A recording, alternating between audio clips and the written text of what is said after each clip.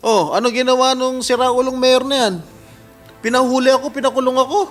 Na itong naghahari-harian dyan sa San Juan, wala pong puso yan.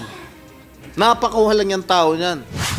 Katulad nga nung nakarang kaarawan ko, itong nakarang linggo, hindi na po ako naglakas loob na humingi ng permit para magamit yung San Juan Gym. Ako'y dumiretso na lang dun sa PhilOil kung saan ay privado yata umuupa nun at nakiusap ako kung pwede gamitin yung PhilOil yung arena.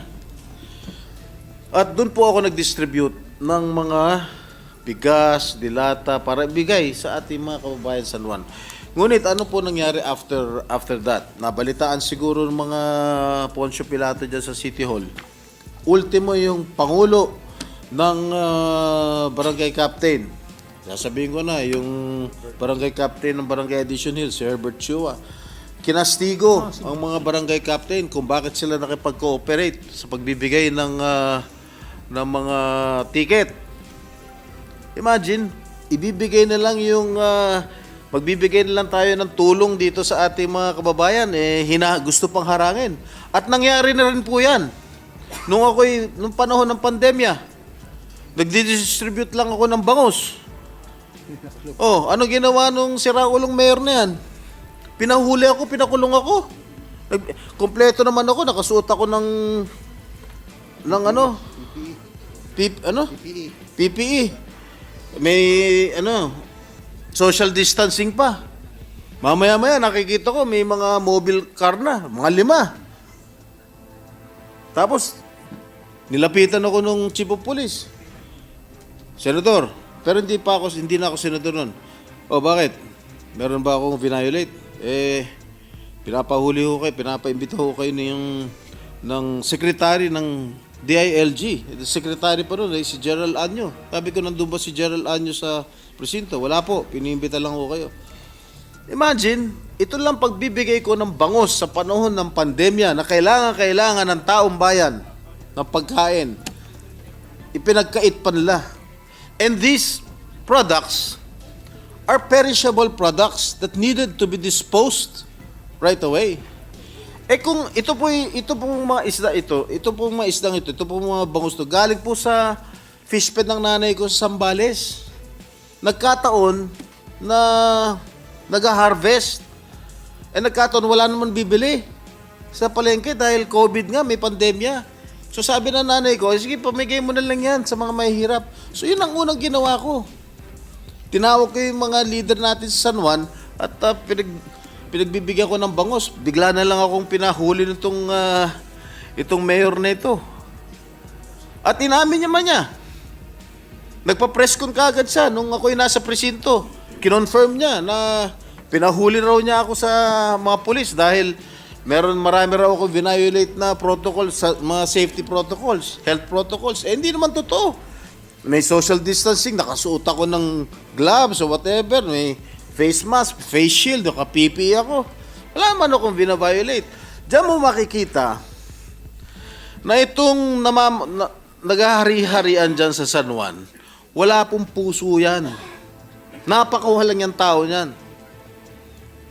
Imagine, ibibigay mo nila sa taong bayan, pagkakait pa nila. Porket tulong ko, tulong ni Senator JV, ipagkakait nila, pagbabawal nila. Hindi naman tama yun. Pero ako naging mayor, si Senator JV naging mayor. Lahat, pag merong sakuna, lahat ng mga gustong tumulong sa bayan namin, welcome. Wala kaming pinagkakait. Wala kaming pinagbabawal. Ngunit ito, malayo ugali nito. Basta sa kalaban na gustong tumulong, pagbabawal nila. Ganyan ang klase ugali niyan. Yun lamang po, Ginoong Pangulo.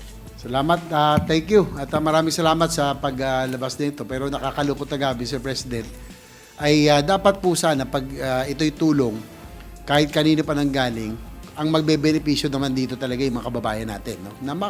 Basta ito'y makakarating sa kanila. So that's again, as much as possible, I didn't want to talk about San Juan kasi nga, mas lalo po silang ginigipit sa tuwing kami po ay nagsasalita sa nangyayari sa aming bayan. Pero ito medyo glaring na kasi masyado.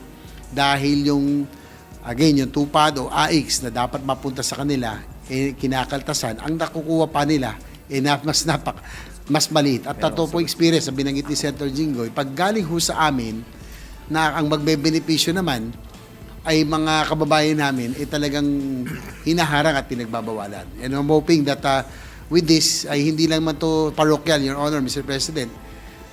I hope it does not, it opens the eyes na kailangan magkaroon ng safeguards na hindi na mangyari ito sa ibang lugar din sa ating bansa. Lalo na sa far-flung areas, if can happen right here in Metro Manila, mas lalo pa sa ibang lugar. Kasi nakakatakot po rito, this is cash, we're handling cash, kinakailangan mo talaga mas mahigpit ang pag-implement nito para masiguro na makarating doon sa tunay na benepisyaryo. Ganid dito sa mga napakaswapang na opisyalis dito sa bayan ng San Juan. Yun lamang po at maraming salamat. Maraming salamat. Actually, maganda rin na nakapaggawa tayo ng paraan na nakabigay ng tupad at AX. No? Kahit na ayaw tayo pahiramin ng mga facilities. No? Kasi nagkaroon ng comparison eh.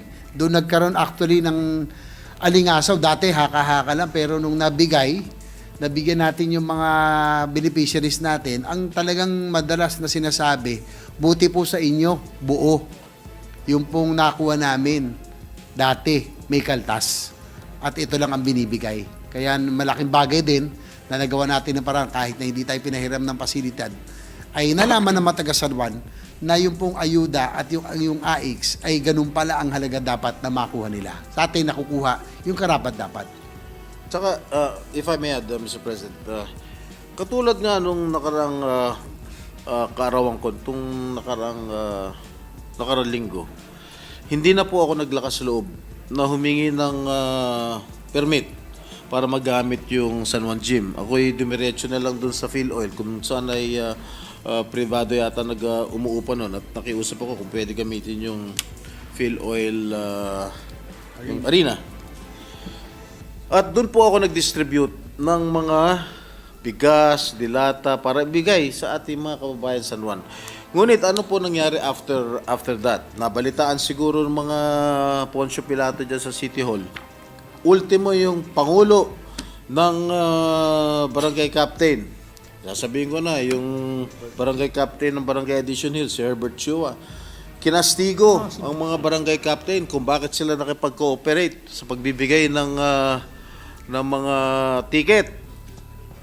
Imagine, ibibigay na lang yung magbibigay na lang tayo ng tulong dito sa ating mga kababayan, gusto pang harangin. At nangyari na rin po yan. Nung panahon ng pandemya, nagdi-distribute lang ako ng bangus. Oh, ano ginawa nung siraulong mayor na yan? Pinahuli ako, pinakulong ako. Kompleto naman ako, nakasuot ako ng PPE. May social distancing pa. Mamaya-maya nakikita ko may mga mobile car na, mga 5. Tapos nilapitan ako nung chief of police. Senador, pero hindi na ako senador noon. O bakit?